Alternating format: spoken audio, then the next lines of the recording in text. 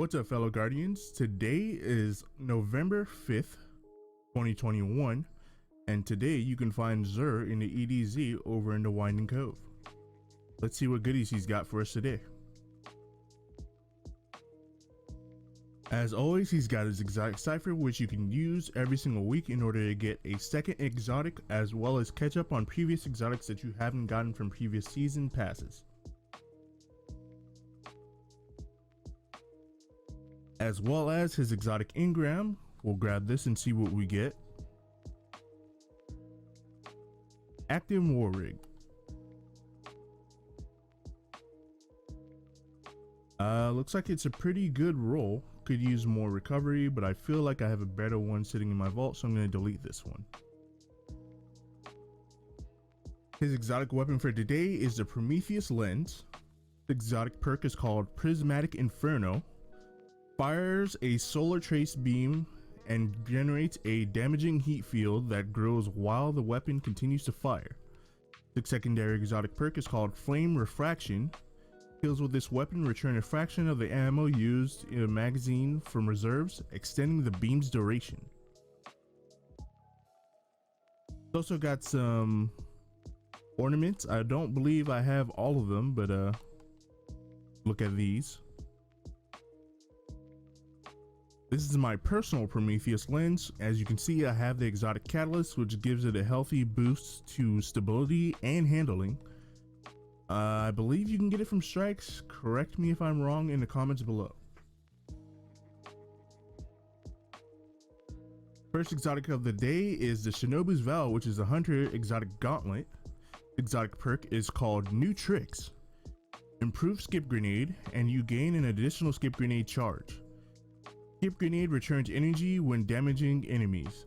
It's really good for PvP, especially if you want to be a cheeky person who likes to, get some free damage against enemies in PvP. You will not be liked if you use it.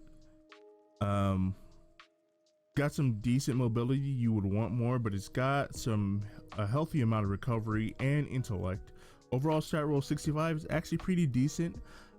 I wouldn't mind it if you pick this up. It's actually not bad. You could do better, but that's a good amount of recovery, especially for hunters. I believe it has some ornaments, but I don't have any, so yeah. Moving on to the Titan exotic, we have the Lion Rampant. Exotic perk is called Jump Jets. Provides additional aerial maneuverability and enable accurate hip fire while you're in the air during lift. You can use this in PvP. It's actually not bad, especially if you have like hip fire exotics, like say a certain notorious exotic scout rifle by the name of Dead Man's Tail.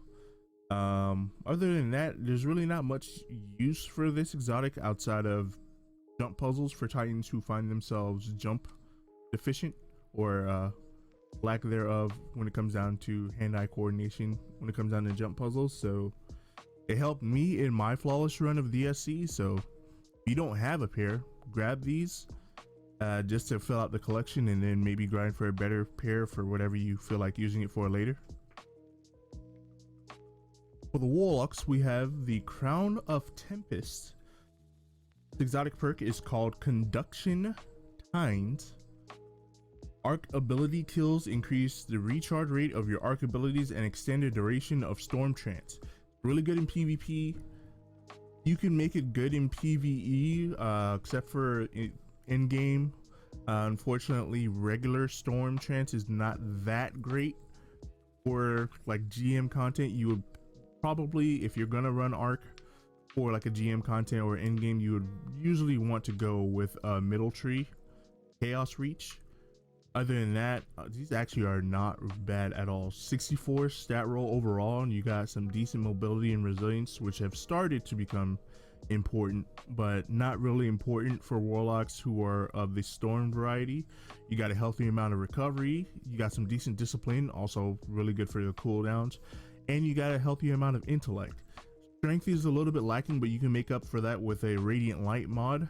Just slap that on there and you give 20 plus to strength, and that bumps this up to like 84 overall, and that's without masterworking it. So This is actually a really good roll if you don't have a decent set of this sitting in your vault for any sort of build. I would say grab it. I believe it has a good amount of ornaments, but I might only have 2. Yeah, see, take a look at these. This one's pretty neat. Anyway, yeah, grab this set. Moving on to weapons, we have True Prophecy. Comes with time payload, which is pretty good on a 120. Unfortunately, it does have Grave Arbor, which is going to make me automatically pass this one. It's got accurized rounds, attack mad, fast draw HCS, and crossfire with a reload speed masterwork. Unfortunately, this is gonna kind of hurt it for me, but maybe you'll be willing to pick it up. Let me know in the comments. Next up, we have the 7th Seraph Officer Revolver. It's a precision frame, 180 RPM. It's got underdog, feeding frenzy, you've already lost me.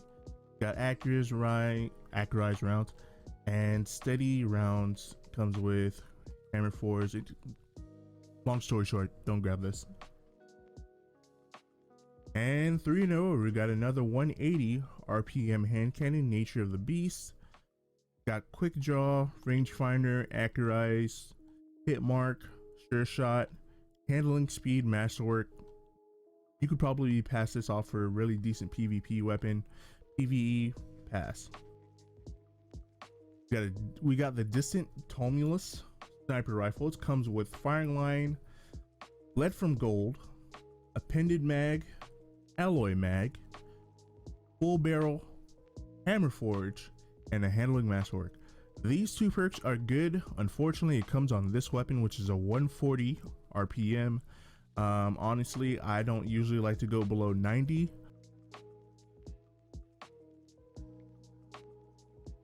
You have something fire a little bit slower and hits a little bit harder. It's up to you whether or not you want to pick this up. These 2 perks, firing line and lead from gold, are really good, but once again, not a real fan of the rapid fire frame variety. Next up, we have the first in last out precision slug shotgun. It comes with demolitionist, hip fire, tactical mag, light mag, fluted, small bore with a stability masterwork. Overall, I can't really recommend this roll, but this is a really good shotgun if you could get a decent roll out of it. Continuing on, we have the Honor's Edge. I believe this is the new Monarchy sword. Comes with counterattack, tireless blade, sword master, enduring, jagged, and enduring. And of course, they all come with impact. What does this do? Blocking and attack immediately after guarding increases damage for a short duration. Not bad. I don't know how much it buffs it, but I would prefer to have something that's just like you don't really have to think about. If this works for you, grab it. Last but not least, we have the Keening. Yeah, the Keening. Got Zen Moment, hip fire, extended, light, small bore, arrowhead with a reload masterwork. Adaptive frames aren't necessarily that great for PvE or PvP.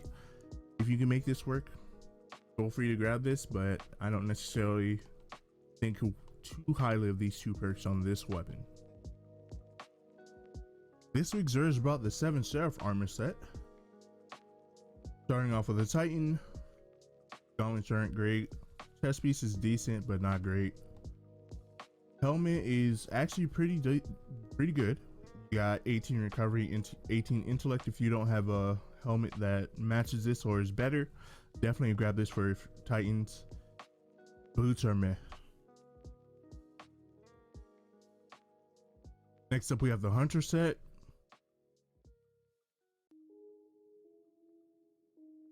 Helmet's not bad. Not bad. Not great, but not bad. And 26 intellect is kind of hard to pass up. You would want more recovery and mobility, so take it or leave it. And finally, we have the Warlock set. That is an odd, large amount of strength. Anyway.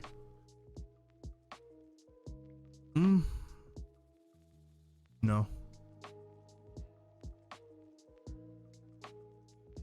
This wouldn't be half bad if this was for a Titan. And yeah, complete disappointment for Warlocks this week. That's it for today's Zerg video. Let me know in the comments what you'll be picking up from his inventory this week. And if you found this video useful, don't forget to drop me a like and subscribe for future Destiny 2 content. And don't forget to hit the notification bell so you can be notified whenever I upload a new Destiny 2 video. Once again, my name is The Cell Games. Have a good weekend.